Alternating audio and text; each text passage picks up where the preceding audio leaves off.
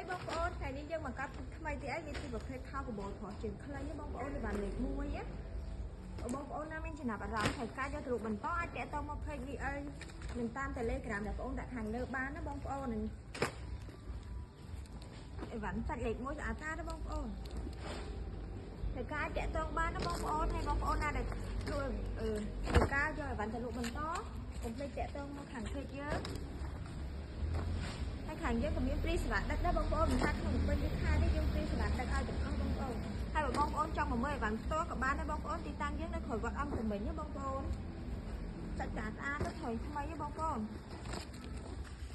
ពូវាជាប្រភេទអីវ៉ាន់លេខ1ណាបងប្អូនសាច់ស្អាតស្អាត